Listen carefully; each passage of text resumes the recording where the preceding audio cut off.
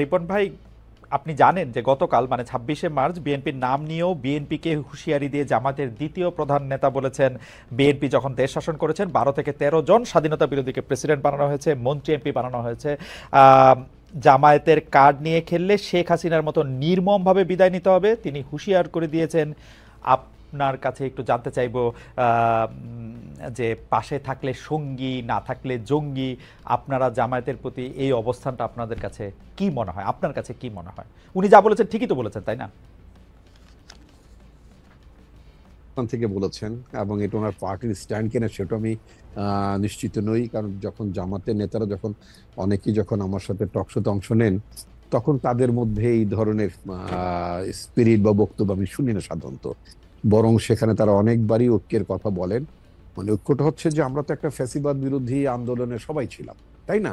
মানে আওয়ামী লীগ ব্যতীত আওয়ামী লীগের বিরুদ্ধে বাংলাদেশ সকল শ্রেণী পেশা রাজনৈতিক দলের মানুষ, ডান বলেন বাম বলেন, ধর্মীয় মানে ধর্মাবলম্বী রাজনৈতিক দল বলে হোয়াটএভার, মানে অর্থাৎ আমি ইসলামিস্ট ফোর্সেসদের কথা বলছি, তো সবাই তো অংশ নিয়েছেন, এতে তো কোনো সন্দেহ নেই। তো মানে যেটার মানে দলীয় ফোরামের বাইরে যে আলোচনাগুলো হয় সেখানে আমরা যেটা শুনি যে আমাদের চূড়ান্ত বিজয় অর্জন না হবে। চূড়ান্ত বিজয় বলতে আওয়ামী লীগের পতন করতে শেখ হাসিনা পালিয়ে গিয়েছেন, একটা অন্তর্বর্তীকালীন সরকার মানে এখন দায়িত্ব নিয়েছে, এটাই কিন্তু চূড়ান্ত বিজয় না।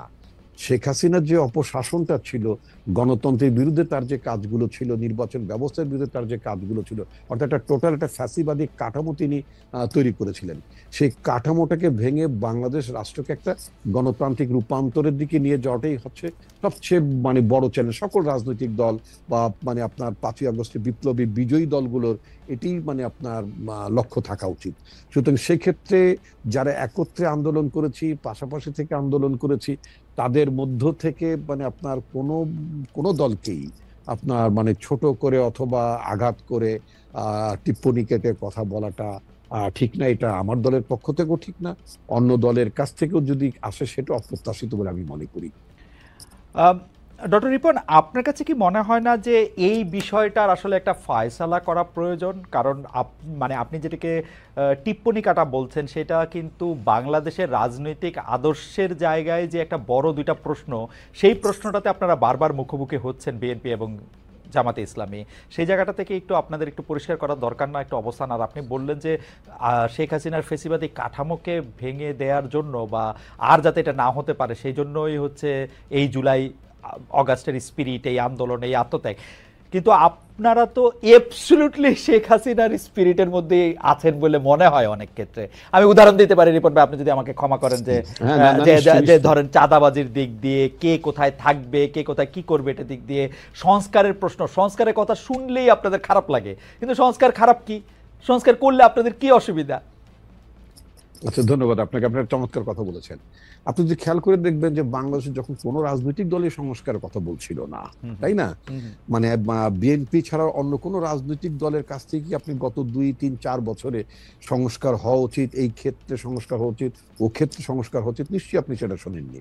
এবং আপনি নিশ্চয়ই মানে খেয়াল করে থাকবেন আমার নেত্রী বেগম খালেদা জিয়া কারাগারে যাওয়ার আগের বছরে তিনি কিন্তু একটা মানে প্যাকেজ অফ রিফর্ম তিনি ঘোষণা করেছিলেন, তাই না?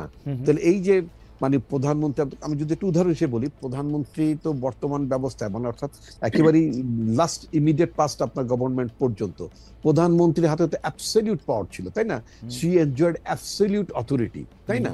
তো এখন এই ধরনের অবস্থায় থেকে কোন প্রধানমন্ত্রী চাইবেন, কোন রাজনৈতিক নেতা চাবেন যে তার ক্ষমতা অন্য কেউ শেয়ার করুক অথবা তার ক্ষমতার আসুক, ভারসাম্য আসুক?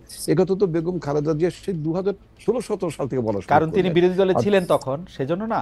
রাইট, না না না না, এটা আপনি বলতে পারেন, but it is our commitment. এটা তো আমাদের যে মানে রিফর্ম প্রপোজালস, আমাদের রিফর্ম প্রপোজালস এর মধ্যে তো আমরা এই কথাগুলো আমরা তুলেছি। প্রধানমন্ত্রী প্রেসিডেন্টের ভারসাম্য থাকবে, তারপর আপনার মানে পার্লামেন্টে আপনার মানে চেক অ্যান্ড ব্যালেন্সের জন্য আপনার দ্বিকক্ষ পার্লামেন্ট থাকবে। যদিও ব্যক্তিগতভাবে আমি দ্বিকক্ষ মানে উচ্চকক্ষ নিম্নকক্ষ পার্লামেন্টের ব্যাপারে মানে ব্যক্তিগত, আমি তো দলের মধ্যে একটা মানুষ, তাই না? তো সুতরাং আমার নিজেরও তো মানে পছন্দ অপছন্দ থাকতে পারে। তো আমার পছন্দটা হয়তো যারা পছন্দ আমরা করি বা না করি তাদের মধ্যে হয়তো আমি সংখ্যা লঘিষ্ঠ হয়তো, কিন্তু আমি ব্যক্তিগতভাবে আপনার মানে উচ্চ কক্ষের ধারণার সাথে একমত নই। কারণ পৃথিবীতে আমার দেখা অনেক উন্নত দেশে আপনার যারা উচ্চ কক্ষ নিম্ন কক্ষ নিয়ে আছেন, ইভেন আপনি যেই দেশটিতে বসে আপনি অনুষ্ঠান পরিচালনা করছেন, সেখানে আপনি দেখবেন ওখানে সিনেট এবং কংগ্রেসের মধ্যে বিরোধ, এবং এই ধরনের বিরোধের মধ্য থেকে, তাই না, ওখানে আপনার রেভিনিউ বাজেট কিভাবে হ্যাম্পার করে, মানুষের বেতন হয় না, নানা ধরনের কিন্তু জটিলতা, মানে অনেক সময় মানে আপনার গভর্নমেন্টই আটকে যায়, এরকম একটা অবস্থা থাকে। ইভেন আমরা মানে যুক্তরাজ্য এই অবস্থা দেখেছি, তাই না? এইগুলো খুব উন্নত ডেমোক্রেসিতে যেখানে এই ধরনের অচল অবস্থা মাঝে মধ্যেই তৈরি হয়, সেক্ষেত্রে বাংলাদেশের মতো দেশে যেখানে আমরা ডেমোক্রেসিটাই প্রপারলি প্র্যাকটিস করি নাই, বা মানে সময় গণতন্ত্রের নামে ক্ষমতা আসার পরও মানে আপনার সেই, যদি আপনি 72-73 সালের কথা যদি বলেন, ফার্স্ট যখন আপনার সংবিধান তৈরি হলো, সেই সংবিধানের অধীনে যে নির্বাচনটা হলো, সেখানে তো গণতন্ত্রের আকাঙ্ক্ষার কথাই আপনার উচ্চারিত হয়েছিল। তারপর আমরা কি দেখি না যে সেখানে একটা গণতান্ত্রিক ভাবে একটা নির্বাচিত সরকার বা গণতন্ত্রের প্রতি প্রতিশ্রুতিশীল একটি সরকার কিভাবে আপনার মানে ফ্যাসিবাদী চরিত্র গ্রহণ করে, কিভাবে একদলীয় ব্যবস্থা যায়। সুতরাং আমাদের গণতন্ত্রের চর্চাটা কিন্তু নিরবিচ্ছিন্ন না, এক। তারপর আমরা গণতন্ত্রের চর্চার ব্যাপারে আমরা যে খুবই আপনার মানে কি বলে মানে শ্রদ্ধাশীল, সেটাও কিন্তু আমাদের পাস্ট অ্যাক্টিভিটিতে মনে হয় না, তাই না? না রিপন ভাই, এই ব্যাপারে কিন্তু আমাদের কোনো সন্দেহ নাই। আশরাফ ভাই গুরুজন, উনি নিশ্চয়ই আরো ভালোভাবে বিশ্লেষণ করতে পারবেন।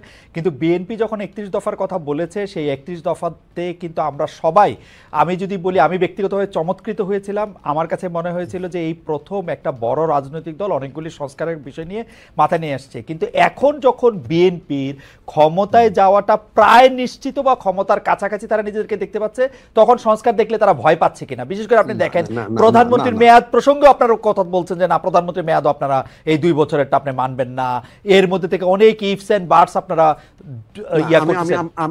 আমি আপনাকে যদি এইভাবে বলি, আমাদের দেশে এখন বর্তমানে প্রধানমন্ত্রী বা পার্লামেন্টের মেয়াদ 5 বছর, তাই না?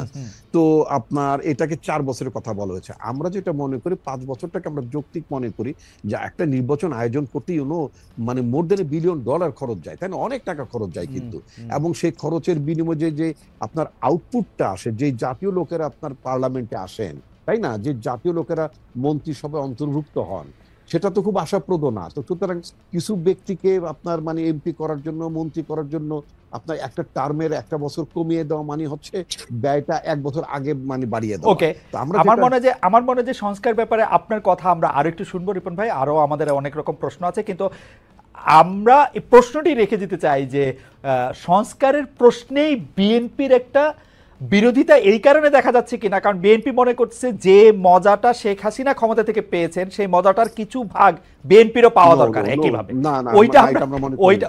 ওইটা আমরা একটু শুনবো। আমি একটু আশরাফ ভাইয়ের কাছে যেতে চাই। আশরাফ ভাই, আমরা যদি এই বিএনপি জামায়াতের প্রশ্নটা হলো রিপন ভাই যেটা বলছেন যে সেটা আসলে ফয়সালা হওয়া দরকার কিনা, সেই প্রশ্নটা যদি আমরা করি,